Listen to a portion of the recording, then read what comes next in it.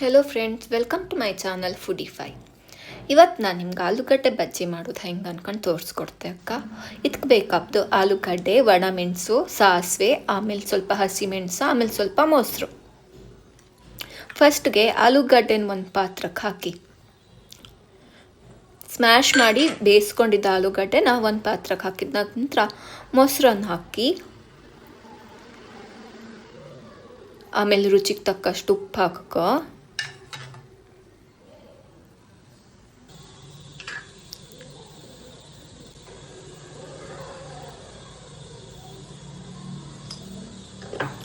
ರುಚಿಗೆ ತಕ್ಕಷ್ಟು ಉಪ್ಪು ಹಾಕಿದಾದ್ಮೇಲೆ ಇದನ್ನು ಒಂದೊಳ್ಳೆ ಮಿಕ್ಸ್ ಮಾಡಿ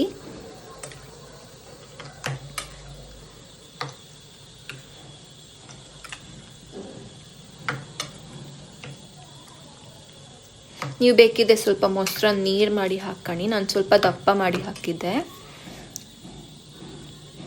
ಆಮೇಲೆ ಹಸಿಮೆಣಸು ಎಷ್ಟು ಬೇಕಷ್ಟು ನಿಮ್ಮ ಖಾರಕ್ಕೆ ಸರಿಯಾಗಿ ಹಸಿಮೆಣಸನ್ನು ಸ್ವಲ್ಪ ಹಾಕ್ಕೊಂಡು ಇನ್ನೊಂದ್ಸಲ ಮಿಕ್ಸ್ ಮಾಡ್ಕೊಳ್ಳಿ.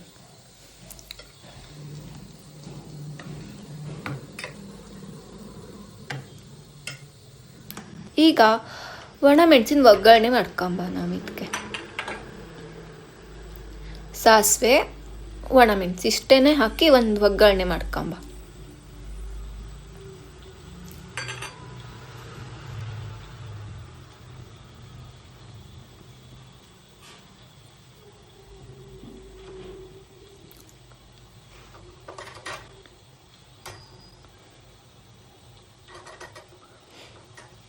ಆಮೇಲೆ ಇದು ಚಟಪಟ ಅಂದಮೇಲೆ ತೆಗೆದು ನಾವು ಆಲೂಗಡ್ಡೆ ಬೇಯಿಸಿಟ್ಕೊಂಡಿತ್ತಲ್ಲ ಮಾಡಿ ಮಜ್ಜಿಗೆ ಹಾಕಿ ಕಲಸಿಟ್ಕೊಂಡಿದ್ದು ಅದಕ್ಕೆ ಹಾಕಿ ಒಂದೊಳ್ಳೆ ಮಿಕ್ಸ್ ಮಾಡ್ಕೊಳ್ಳಿ.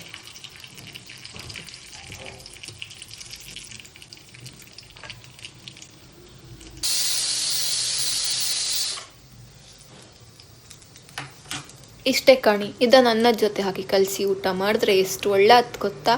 ನೀವು ಒಂದ್ಸಲ ಮಾಡಿ ಟ್ರೈ ಮಾಡಿ. ನನ್ನ ಚಾನಲನ್ನು ಫಾಲೋ ಮತ್ತು ಸಬ್ಸ್ಕ್ರೈಬ್ ಮಾಡಿ.